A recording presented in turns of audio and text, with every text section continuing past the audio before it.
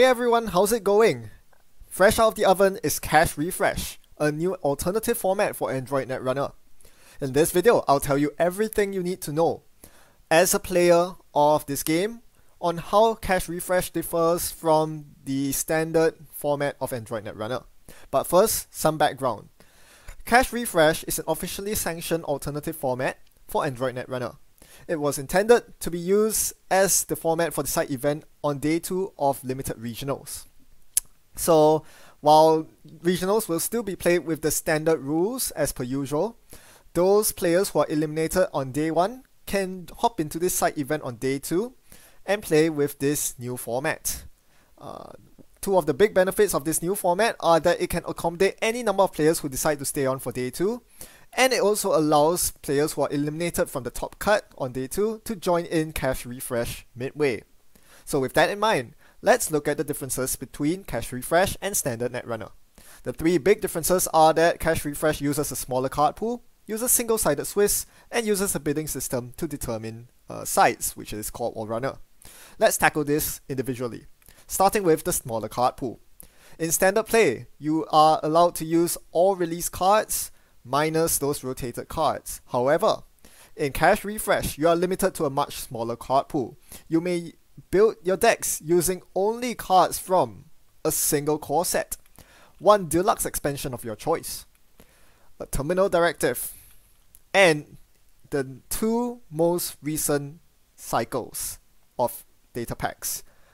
For this regional season, this would refer to the Flashpoint and Red Sand cycles, up to the latest data pack which was released. As of the time of this recording, that is Station 1. So these are the only expansions and core sets that you're allowed to use to build your decks. However, since you have to build two decks, it's still an asymmetric game. You need, or rather, you can actually use a different deluxe box expansion from between your corp and runner.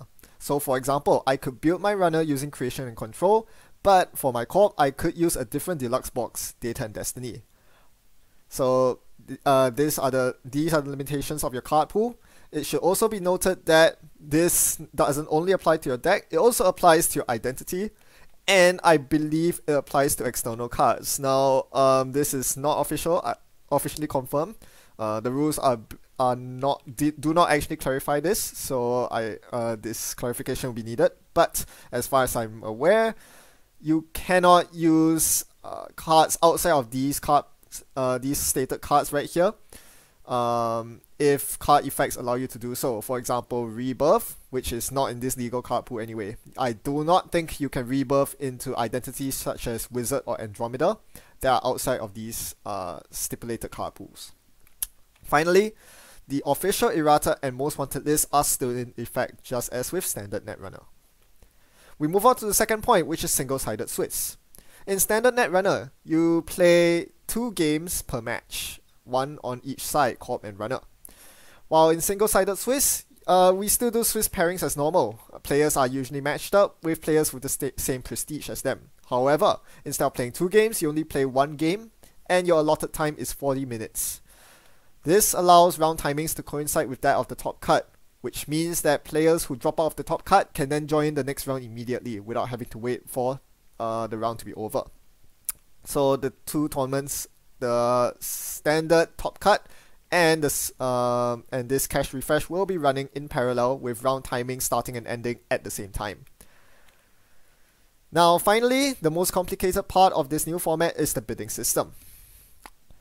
What happens is, because we are only playing one side of Swiss, we need some way to determine who plays corp and who plays runner. And this is determined by the bidding system. So when 2 players are matched up against each other, they sit down and they'll start to flip a coin.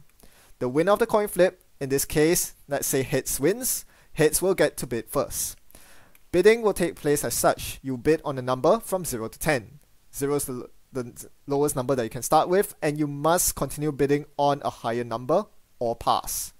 So the starting player, in this case heads, will start a bid, say 0. Tails can then choose to pass, but in this example, tails will decide to bid higher, say for number 2. The bidding continues on and on as such until one person decides to pass, at which point they are considered to have lost the bid, and the heads player has won the bid. What does this imply? Winning this bid means that you choose to accept this number as your handicap. Obviously, the higher the number, the bigger the handicap. But what exactly is this handicap? Well, let's find out here. The upside to winning the bid is that you get to pick the side of your choice. You get to choose whether you want to run or call. The downside is you begin with fewer resources. You start with fewer credits and cards.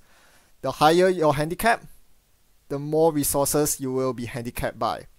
So if the winning player, the handicap player, picks an even number, say 4, they will be handicapped by losing an equal number of credits and cards. And the sum of these equal numbers will equal their bid, which is 4. In this case, 4 is equal to 2 plus 2.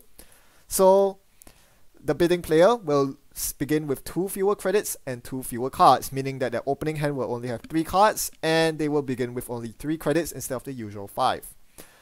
However, if they bid an odd number, you cannot divide an odd number evenly as such, so you will have a larger number and a smaller number. In this case, it will be 3 plus 2. You cannot choose 4 plus 1 or 5 plus 0. It must be as even as possible. So 3 plus 2, the handicap player will start with 3 fewer credits and 2 fewer cards, as stated here. And so this is the handicap that applies to your starting resources. An additional disadvantage for winning the bid is that you will lose the game in the event of a draw, which could happen if you go to time. So to summarize, this is the handicap sheet. If the winning player bids a 0, there is no handicap, and you play as if it were a normal game of Netrunner. On the extreme, if you bid all the way up to 10, you begin the game with no cards or credits at all, which is a huge, severe disadvantage. So I hope this has made the bidding system clear, and these are the changes to cash refresh as opposed to the standard Netrunner format. In the next video, which I'll be publishing very shortly, we will explore this particular limited card pool for this regional season and see which factions come out on top and which factions suffer the most from this limited card pool. Till then, thanks for watching and happy net running. I'll see you around.